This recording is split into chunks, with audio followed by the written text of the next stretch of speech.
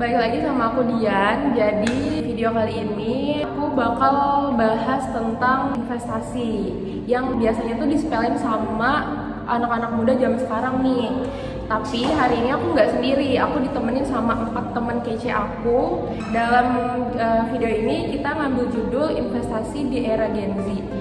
Biar cuan bukan cuma mimpi. Jadi kita bakal kenalan dulu nih sama temen-temen aku. Halo guys, perkenalkan nama saya Ahmad Rifki Fauzi. Halo guys, perkenalkan nama aku Eka. Hai guys, aku Adis Firdaus. Hai, nama aku Kristina Tajulu. Oke, sekarang aku udah sama teman-teman aku nih, teman-teman. Gimana nih kabarnya kalian, guys? Kabar baik.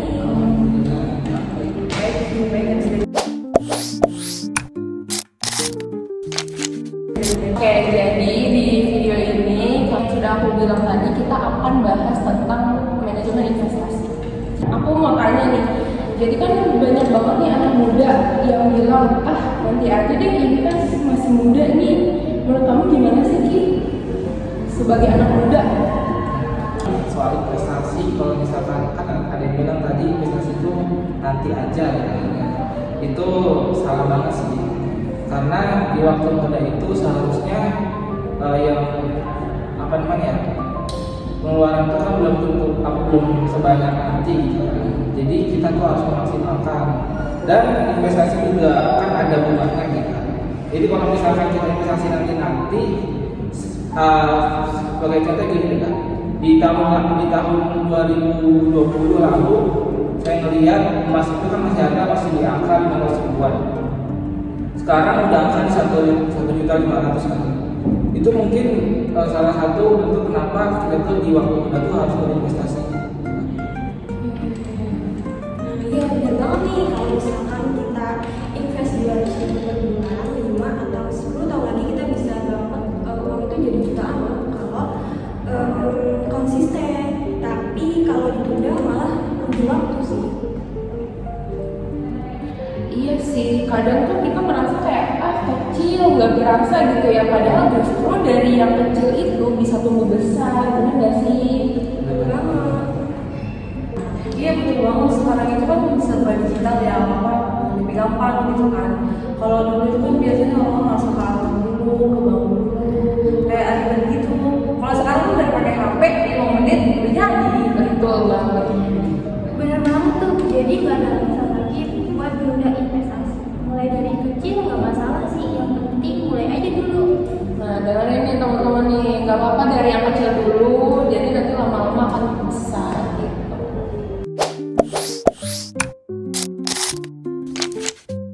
Oke, nah sekarang kita bahas yang paling banget sering ditanya nih. Kira-kira investasi apa sih yang cocok buat anak muda kayak kita gini? Menurut kamu gimana sih?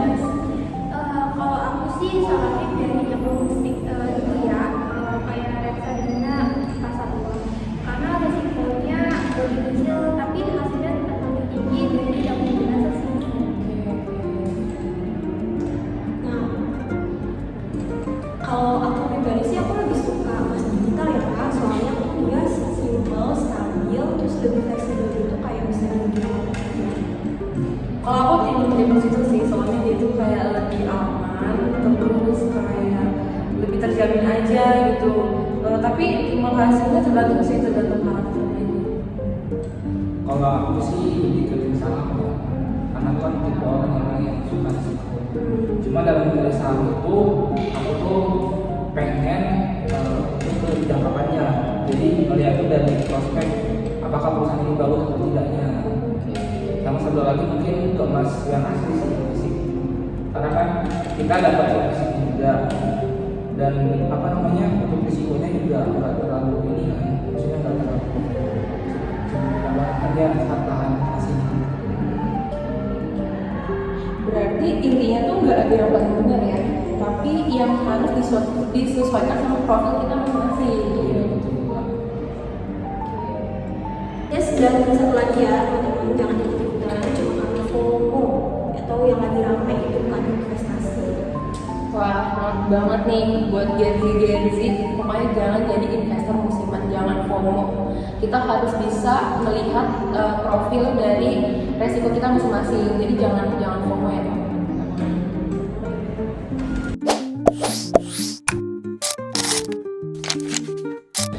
Nah, tadi kan udah disinggung nih masalah resiko.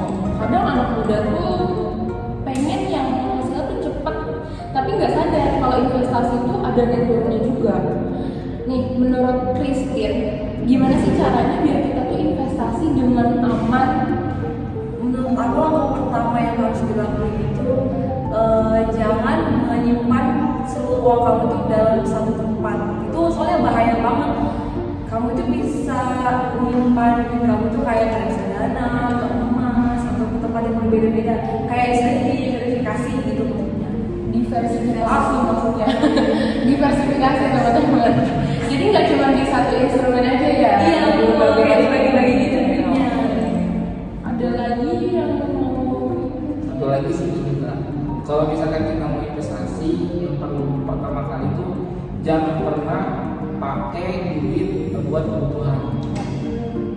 Jadi ketika kita investasi itu pertama harus siapkan bagaimana duit darurat itu. Apakah misalkan kalau misalkan kita atau terjadi rugi atau apa, jadi kita ada backup dari duit itu. Tapi kalau misalkan kita pakai duit yang buat kebutuhan, yang ada nanti kalau misalkan ada rugi dari investasinya, kita juga bakal pusing sendiri. Iya, makanya itu termasuk uang harian ya. Menanggapi yang Kak Rifki itu bener banget. Waktu awal-awal aku pernah tuh coba saham pas lagi merah, aku panik dan aku langsung jual pergi aja gitu. Ya lagi aku juga pernah tuh baru turun dikit kayak langsung buka aplikasi kan 5 menit sekali ya sih. Nah itu sebenarnya penyakit dari para pemula. Makanya penting banget nih punya tujuan investasi biar kita nggak panic sell. Jadi dari kalau misalnya kita udah tahu nih resiko kita seperti apa, kita juga nggak boleh panic sell ya kayak.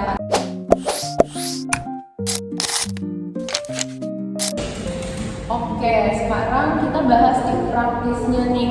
Kalau anak muda baru mau mulai investasi, kira-kira langkah pertamanya itu apa sih Kak? Yang pertama edukasi diri sendiri dulu. Bisa cari nih konten-konten tentang investasi di sosial media kayak TikTok ataupun YouTube itu. Itu bisa bantu banget sih. Terus pakai nominal kecil juga nggak apa-apa sih sebenarnya, kayak 10.000, 20.000, nggak harus yang gede-gede banget nominalnya yang habis gaji yang sampai 10 juta. Betul sih. Tetapi yang paling penting itu kita juga harus menyesuaikan sama tujuannya. Misalkan apakah tujuan investasi kita buat masa depan, ataukah buat apa di darurat, ataukah untuk menjaga nilai asetnya atau biar nggak terlalu drop gitu kan. Karena kan sekarang itu kan kadang kalau misalkan nilai uang turun itu kan kadang suka terkena inflasi atau nilai tukar gitu kan. Nah betul banget. Teman-teman perlu diingat juga ya, kalau udah profit dikit, jangan langsung diambil buat jajan loh. Tapi reinvestasikan biar efek compoundingnya jalan.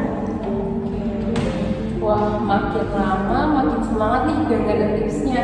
Serasa pengen langsung buka aplikasi investasi sekarang juga nih. Mungkin satu lagi sih, kita juga harus budgeting dalam pengeluaran kita.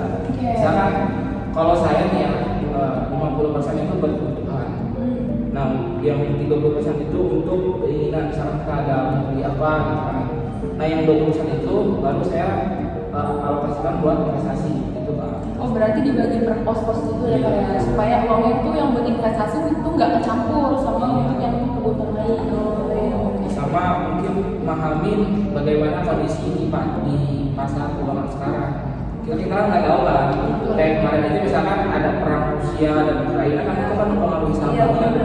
Terus juga kalau misalkan ada kebijakan dari pemerintah yang kayak kemarin Prabowo misalkan dia bilang pertanyaan buat apa ya HSG kan, itu kan tiba-tiba IHSG turun kan, jadi harga saham jadi turun kan, itu juga harus perhatiin sih. Terima kasih banyak tipsnya Kak Rifki, sangat amat membantu nih para Gen Z yang ingin akan berinvestasi yang baru mulai. Jadi boleh didengerin tadi yang Fanny kasih tipsnya dan teman-teman lain.